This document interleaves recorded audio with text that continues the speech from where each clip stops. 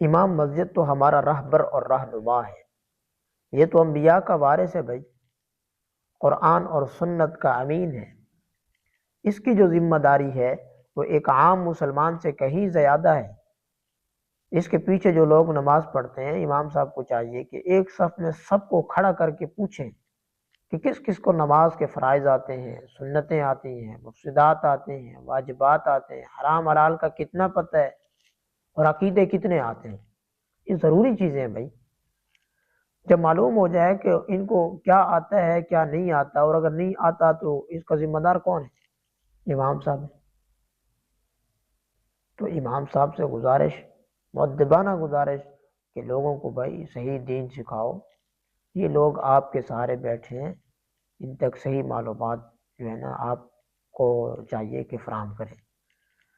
امام مسجد حقیقت بات ہے کہ ان فرائض کو ادا کرنے سے قاصر ہے، کیونکہ ان کے پاس روزگار نہیں ہے۔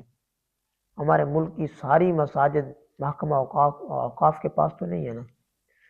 اہل محلہ ہر گھر سے چندہ کر کے امام مسجد کی معقول تنخواہ کا بندوبست کریں۔ امام صاحب کو ان چیزوں سے کیا ہونا چاہیے؟ بے فکر ہونا چاہیے، ٹینشن نہیں ہونی چاہیے، تاکہ امام مسجد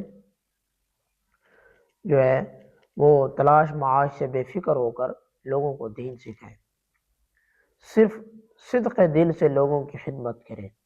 امام مسجد کو کم سے کم اعزازیہ 20,000 روپے تو تنخواہ ہونی چاہیے، کیا خیال ہے؟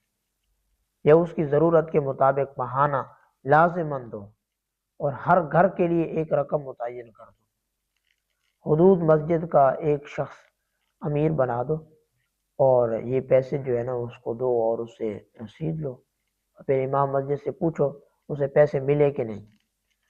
کوئی شخص آپ کے گھر چندہ مانگنے نہ جائے، بلکہ آپ کا فرض ہے کہ آپ ہر ماہ مسجد جا کر کسی بھی مقرر کردہ شخص کو چندہ جمع کروائیں۔ تو میرے محترم دوستو، آپ پر یہ بھی فرض ہے کہ جنہیں قرآن پڑھنا نہیں آتا وہ مسجد میں پہلے امام مسجد سے مقامات مخرج سیکھیں، اصول تجوید سیکھیں، پہلے تجوید والا قاعدہ صحیح طور پر پڑھیں، اور پھر قرآن پڑھنا شروع کریں۔ 2-3 مرتبہ ناظرہ قرآن پڑھیں، اور اس کے بعد ترجمہ سے قرآن مجید پڑھیں۔ قرآن مجید خود سے بھی نہیں آتا، استاد کا ہونا بھی بہت ضروری ہے، ٹھیک ہے؟